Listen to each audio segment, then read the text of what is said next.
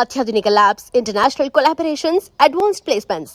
మీ dream career ని reach అవ్వడానికి మీ best choice Godavari global university.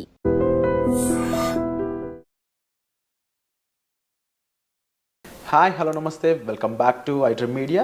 ఈరోజు మనతో ఉన్నారు 30 ఇయర్స్గా లా ప్రాక్టీస్ చేస్తూ ముఖ్యంగా ఇమ్మిగ్రేషన్ మనకి లాయర్గా ఉన్న రాహుల్ రెడ్డి గారు మనతో ఉన్నారు. ఈ స్టూడెంట్ వీసాకు సంబంధించి ఓపీటీ అండ్ స్టెమ్ ఎక్స్టెన్షన్ గురించి ఈరోజు ఎపిసోడ్లో మాట్లాడబోతున్నారు. మీకు ఏ డౌట్స్ ఉన్నా సరే కామెంట్ సెక్షన్లో మెన్షన్ చేయండి. దానిపై మరిన్ని సిరీస్ ఎపిసోడ్స్ రానున్నాయి. Hi sir. నమస్కారం. బాగున్నారా? బాగున్నాను sir. How are you? Good. Sir, ముఖ్యంగా స్టూడెంట్ వీసా మీద ఎవరైతే వెళ్తూ ఉంటారో వాళ్ళు ఇనిషియల్ పీరియడ్లో వాళ్ళకి ఓపీటీ మీద ఇచ్చే ఈ టైం పీరియడ్ అనేది ఏ విధంగా ఉంటుందంటారు? లేటెస్ట్గా దాని మీద ఎటువంటి అప్డేట్స్ రానున్నాయంటారు? ఇప్పుడు నార్మల్గా డిగ్రీ చేసేటప్పుడు కానీ బ్యాచిలర్స్ కానీ మాస్టర్స్ చేయగానే మన పిల్లలు ఎక్కువ మంది మాస్టర్స్ పోతుంటారు కాబట్టి మాస్టర్స్ గురించి ఎక్కువ మాట్లాడదాం. మాస్టర్స్ డిగ్రీ అయిపోయిన తర్వాత వాళ్ళకు ఓపీటీ అని 1 year వర్క్ పర్మిట్ ఇస్తారండి. ఆ వర్క్ పర్మిట్ వచ్చినప్పుడు వాళ్ళు కంపల్సరీ వర్క్ చేయాలన్నట్టు. ఓకే. వాళ్ళకు ఒకవేళ జాబ్ రాకపోతే ఆ ఓపీటీ అనేది క్యాన్సిల్ అవుతుంది. వాళ్ళకు ఒక ట్రాకింగ్ సిస్టమ్ ఉంటుంది, సివిస్ ట్రాకింగ్ సిస్టమ్ అని ఉంటుంది అన్నట్టు. ఆ ట్రాకింగ్ సిస్టంలో వాళ్ళు ఇన్ఫామ్ చేయాలి, మీ ఎంప్లాయర్ ఎవరు, ఎక్కడ ఉంటున్నావు నువ్వు, ఇవన్నీ ఇన్ఫామ్ చేయాలన్నట్టు. అయితే ఆ 1 year పీరియడ్లో 90 days అన్ఎంప్లాయ్మెంట్ అలౌడ్ అండి.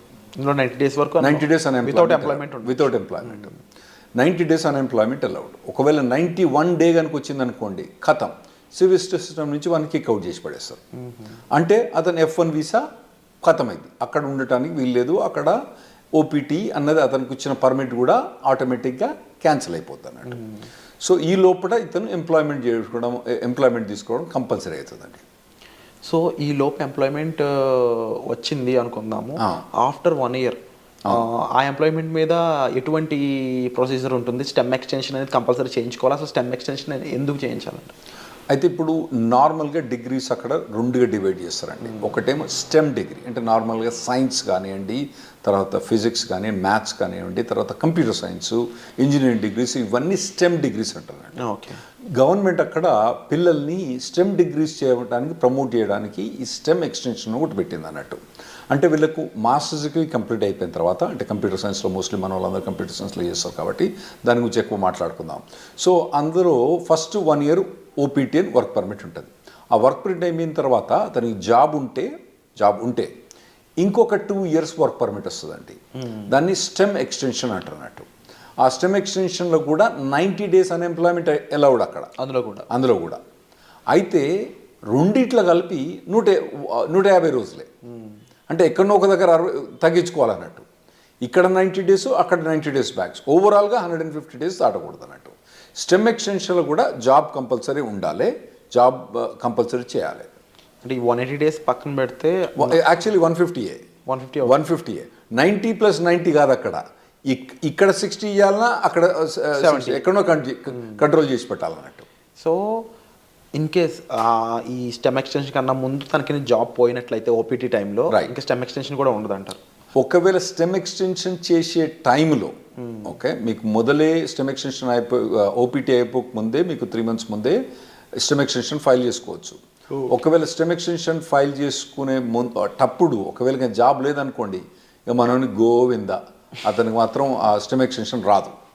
కంపల్సరీ అప్పుడు జాబ్ ఉండాలి. సో కంపల్సరీ ఓపీటీ టైంలో జాబ్ ఉండాలి అండ్ అది ఎక్స్టెన్షన్ టైంలో కంపల్సరీ జాబ్ ఉండాలి. ఓపీటీ మొదలైనప్పుడు ఉండనక్కర్లేదు, ఓపీటీ ఎండ్ అయ్యేటప్పుడు మాత్రం కంపల్సరీ ఉండాలి, లేకపోతే మనోడు గోవింద అవుతాడు, స్టెమ్ ఎక్స్టెన్షన్ రాదు. సో ఓవరాల్గా how long they can stay? 3 years time duration ప్రాపర్గా స్టే చేయొచ్చు? అవునండి, 3 years. అంటే 2 years ఏమో వీళ్ళు మాస్టర్స్ చేస్తారు. టిపికల్గా 1.5 year. వీళ్ళు మన వాళ్ళు పోయేది ఆగస్టు పోయిన తర్వాత మే జూన్ కల్లా గ్రాడ్యుయేట్ అవుతారు నెక్స్ట్ ఇయర్కు. అంటే 1.5-2 years వీళ్ళు గ్రాడ్యుయేట్ అయిపోయిన తర్వాత మళ్ళీ వీళ్ళకు 3 years. ఫస్ట్ ఓపీటీ 1 year, తర్వాత స్టెమ్ ఎక్స్టెన్షన్ 2 years. ఈ 3 years పర్మిట్ ఉంటుంది, వర్క్ పర్మిట్. ఈ లోపల కనుక మనోడు లాటరీ, H1B లాటరీ మీకు తెలుసు కదా, మార్చ్లో 80,000 members H1B లాటరీ చేస్తారు కదా.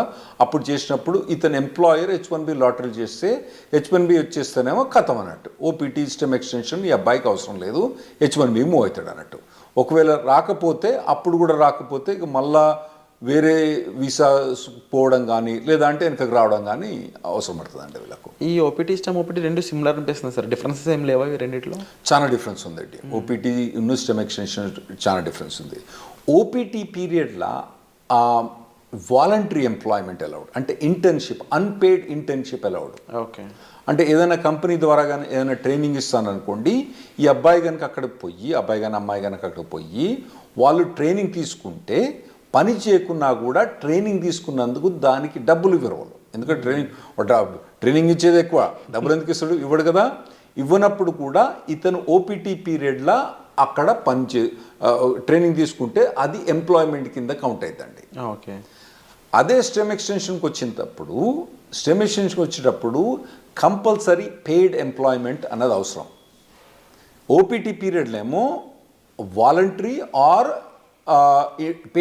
Unpaid internship allowed, paid allowed, unpaid allowed. కానీ స్టెమ్ ఎక్స్టెన్షన్కి వచ్చేవాడు కంపల్సరీ పెయిడ్ అలౌడ్ అన్నట్టు, కంపల్సరీ పెయిడ్ ఉండాలి. పెయిడ్ లేకపోతే మనోడు బయటపడాల్సి వస్తుంది అన్నట్టు. ఈ అన్ఎంప్లాయ్మెంట్ రూల్ అనేది ఎలా వర్కౌట్ అవుతుంది ఓపీటీలో కానీ స్టెమ్ ఓపీటీలో కానీ? రైట్. ఇప్పుడు ఓపీటీ ఉన్నప్పుడు నేను చెప్పిన కదండి 90 days. ఓకే, 90 daysలో అంటే ఇతను కనుక ఒక 30 days కనుక సేవ్ చేసుకుంటే మళ్ళీ నెక్స్ట్లో కూడా 90 వాడుకోవచ్చు. అంటే ఇక్కడ 60 వాడుకొని మళ్ళీ నెక్స్ట్ 90 వాడుకుంటే బెటర్. ఓకే, కానీ ఇతనికి 90 days దాకా పర్మిట్ ఉంటుంది అన్నట్టు. సో నార్మల్గా వీళ్ళకి ఇంటర్న్షిప్స్ వస్తాయండి బాగానే. లేకపోయినా కానీ మన చాలా కన్సల్టింగ్ కంపెనీస్ ఏం చేస్తారంటే వీళ్ళని ట్రైనింగ్లో పెడతారు బాగా. అంటే పర్టికులర్గా ఏదైనా పర్టికులర్ టెక్నాలజీ ఉందనుకోండి, ఇప్పుడు ఏఐ అనేది బాగా hot technology.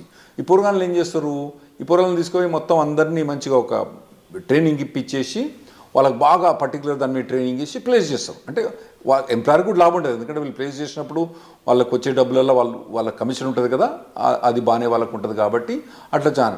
So OPT period అన్నప్పుడు నార్మల్గా అయితే మన వాళ్ళు ఎవరికి కూడా ఇబ్బంది ఉండకూడదండి. ట్రైనింగ్ బాగానే ఇస్తారు, ట్రైనింగ్ బాగానే ఇచ్చే కంపెనీలు ఉన్నాయి, వీళ్ళు తీసుకునే కంపెనీ. స్టెమ్ ఎక్స్టెన్షన్కి వచ్చేటప్పుడు మాత్రం ఇబ్బంది అయింది. ఎందుకంటే స్టెమ్ ఎక్స్టెన్షన్ మీద ఉన్నప్పుడు పేమెంట్ అన్నది, పెయిడ్ జాబ్ అన్నది ఉండాలి కదా. అప్పుడు పెయిడ్ జాబ్ ఇంకా లేకపోతే మాత్రం మన వాళ్ళకి ఇబ్బంది అవుతుందండి అప్పుడు. సో ఓపీటీలో టైంలో అన్ఎంప్లాయ్మెంట్ అనేది ఉండకూడదు, అట్లీస్ట్ ఇంటర్న్గానే పనిచేసి ఉండాలి. రైట్. లేకపోతే కంపల్సరీ వెనక్కి రావాల్సిందే తప్ప. రైట్, కంపల్సరీ వెనక్కి రావాల్సిందే. సో ఈ టైంలో అంటే స్టెమ్లో కానీ ఓపీటీ టైంలో కానీ జాబ్ లేకుండా ఉన్న పర్సన్ లీగల్గా స్టే చేయడానికి ఏమైనా ఆప్షన్స్ ఉన్నాయి? అంటే నేను చెప్పినా కదండి, మొత్తం టోటల్గా 150 days అలౌడ్. ఫస్ట్ దాంట్లో 90 చేస్తే నెక్స్ట్ 60, ఫస్ట్ దాంట్లో 60 చేస్తే నెక్స్ట్ 90. ఏ దాంట్లో కూడా 90 కన్నా ఎక్కువ చేయరాదు అన్నట్టు. అంత మటుకు అన్ఎంప్లాయ్మెంట్ అలౌడ్. ఫస్ట్ ఓపీటీ పీరియడ్లో మీకు stem voluntary unpaid internship allowed, stem extension allowed కాదు. సో మీరు అన్నది కరెక్ట్. ఒకవేళ కనుక ఆ 150 days కూడా క్రాస్ అయితే అతను లీగల్ స్టేటస్ పోద్ది. ఇవన్నీ ఇన్ఫర్మేషన్ ట్రాకింగ్ ఎక్కడ ఉంటుంది అంటే సివిల్ సిస్టంలో ట్రాకింగ్ ఉంటుంది అన్నట్టు. వాళ్ళు ట్రాక్ చేస్తూ ఉంటారు అన్నట్టు. ఇవన్నీ వీళ్ళు చెప్పాలి, పిల్లలు పోయి వాలంటీర్గా నాకు జాబ్ పోయింది పోలేదని. అందులో కూడా ఇన్వెస్టిగేషన్స్ అవుతా ఉంటాయి అప్పుడప్పుడు. ఒకవేళ మనోడు జాబ్ చేస్తాడనుకోండి, జాబ్ పోయిందనుకోండి, వీడు చెప్పలేదనుకోండి, దెన్ అతనికి ప్రాబ్లం రావచ్చు. ఇంకోటి ఏంటంటే కంపెనీ కూడా ఇన్ఫార్మ్ చేస్తుంది కాలేజ్కు, అరే నాయన మా దగ్గర పనిచేస్తాడు కానీ ఇప్పుడు వీడు మా దగ్గర లేడు అని చెప్పి వాళ్ళు కంపెనీకి ఇన్ఫార్మ్ చేస్తారు, మన యూనివర్సిటీకి ఇన్ఫార్మ్ చేస్తే వీళ్ళని టర్మినేట్ అయిపోతారు అన్నట్టు. సో ఆ పీరియడ్లో ఎంప్లాయ్మెంట్ అనేది చాలా అవసరం అండి. అయితే ఈ స్టెమ్ ఎక్స్టెన్షన్లో 40 hours జాబ్ అవసరం లేదు, 25-30 hours జాబ్ కూడా చేసుకోవచ్చు. ఒకవేళ కనుక అతనికి తక్కువ జాబ్ ఏదైనా దొరికిందనుకోండి, తక్కువ టైంలో దొరికిందనుకోండి, స్టెమ్ ఎక్స్టెన్షన్లో ఆ 25 hours 30 hours కూడా చేసుకోవచ్చు అన్నట్టు. ఏది స్టెమ్ ఎక్స్టెన్షన్ ఫస్ట్ 1 year కాదు, తర్వాత నెక్స్ట్ 2 yearsలో. ఓపీటీలో ఇన్ కేస్ ఈ ఫ్రీ జాబే ఉంది ఇంకా, అవును, నెక్స్ట్ స్టెమ్ ఎక్స్టెన్షన్ ముందు కూడా ఫ్రీ జాబే ఉంది అంటే ఓపీటీ నుంచి స్టెమ్ ఎక్స్టెన్షన్ పోయేటప్పుడు ఆ స్టెమ్ ఎక్స్టెన్షన్ జాబ్ అనేది కంపల్సరీ పెయిడ్ జాబ్ ఉండాలి. లేకపోతే యుఎస్సిఐఎస్ పర్మిషన్ ఇవ్వదు, స్టెమ్ ఎక్స్టెన్షన్ ఇవ్వదు. సో లీగల్గా వీళ్ళు ఎలాంటి అప్లై చేయొచ్చు? ఫర్ ఎగ్జాంపుల్ అప్పటికి జాబ్ ఫైండ్ అవుట్ చేయకపోతే లీగల్గా ఇంకేం చేయలేరు అంటారా? అవునండి. స్టెమ్ ఎక్స్టెన్షన్ అప్పుడు కనుక ఒకవేళ కనుక ఫస్ట్ 1 yearలోనేమో వీళ్ళకి ఇంటర్న్షిప్ జాబ్స్ ట్రైనింగ్స్ బాగానే ఉంటుంది. ఆ తర్వాత కనుక వీళ్ళకు ఒకవేళ కనుక పెయిడ్ జాబ్స్ కనుక దొరకకపోతే ఖతం. సో వీసా చేంజ్ అవ్వడం లాంటి ప్రొసీజర్ ఏమైనా ఫాలో అవ్వచ్చా? అవునండి, అప్పుడు వాళ్ళు B2కు చేంజ్ ఆఫ్ స్టేటస్ ఫాల్ కావచ్చు, లేదంటే మళ్ళీ కాలేజ్ పోయి ఇంకో మాస్టర్స్ డిగ్రీ చేయొచ్చు, మళ్ళీ లేదంటే డాక్టరేట్ డిగ్రీ చేయొచ్చు, లేదంటే వాళ్ళకు ఒకవేళ H4 ఆప్షన్ ఉంటే H4 చేయొచ్చు, లేదా ఇండియాకి రావాలన్నా ఇండియాకి రావచ్చు, లేదా కెనడాకి పోవన్నా కెనడాకి పోవచ్చు. సో అప్పుడప్పుడు మన వాళ్ళు వచ్చి జనాలు వచ్చి చెప్తా అంటారు, నేను 2 మాస్టర్స్ డిగ్రీ చేసిన, 3 మాస్టర్స్ డిగ్రీ చేసిన అంటారు. వీళ్ళు ఏంది అక్కడ 2 మాస్టర్స్ డిగ్రీ చేసింది ఎందుకు? ఆడ పోయి వాళ్ళు ఏదో మాస్టర్స్ డిగ్రీ ఇంకో మాస్టర్ డిగ్రీ ఉంటే వాల్యుయేషన్ అని కాదు. 90% ఆఫ్ ద మెంబర్స్ ఏమవుతారంటే వాళ్ళు అక్కడ ఉండటానికి వేరే మాస్టర్స్ డిగ్రీ చేస్తారు. అది ఇంకోటి మీరు అడగొచ్చు ఏంటంటే, మరి ఇంకో మాస్టర్స్ డిగ్రీ చేస్తే మళ్ళీ 3 ఏళ్ళు పర్మిట్ వస్తుందా?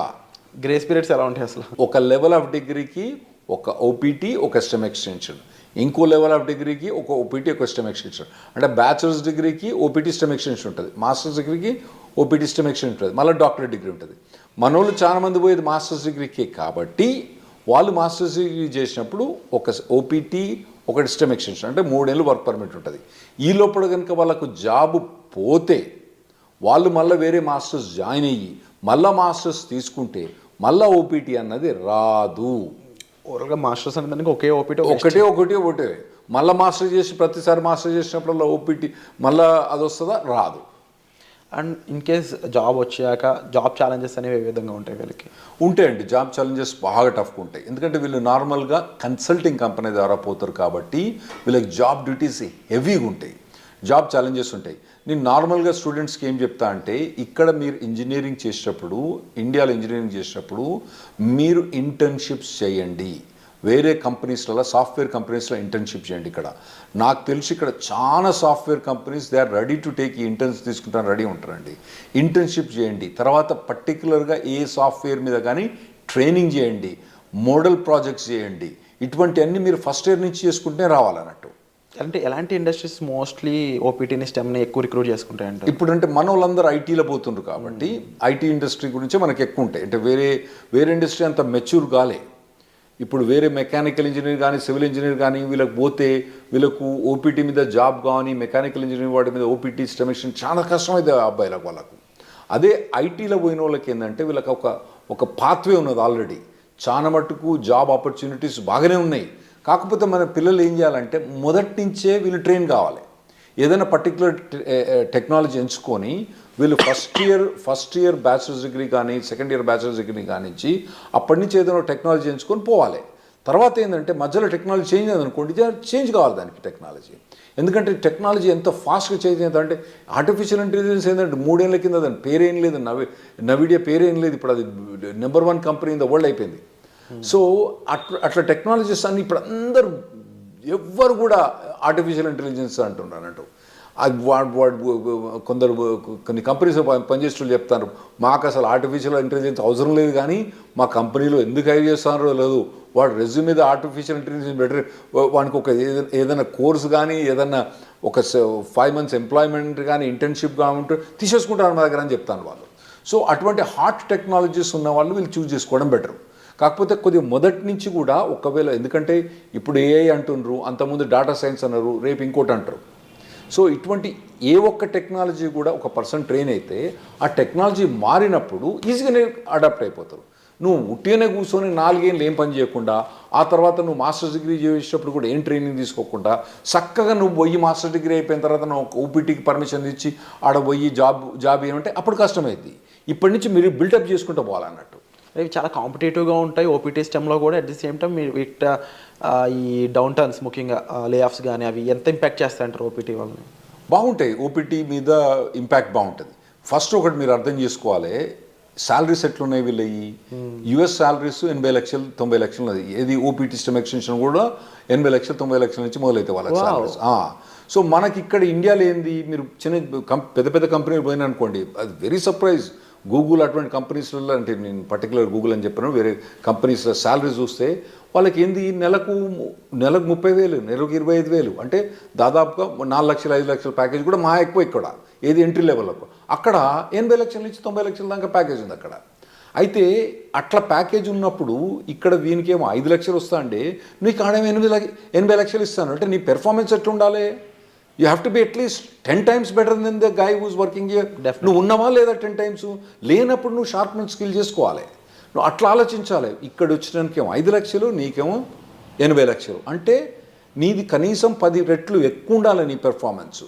అంటే 10 రెట్లు ఎక్కువ ఉండాలంటే నువ్వు షార్ప్ పని చేసుకోవాలి. Unit be fit for it. అక్కడ పోయి నేను మాస్టర్స్ అయిపోయిన తర్వాత అప్పుడు నేను నేర్చుకుంటా అంటే ఇప్పుడున్న పరిస్థితిలో మాత్రం నడవదు.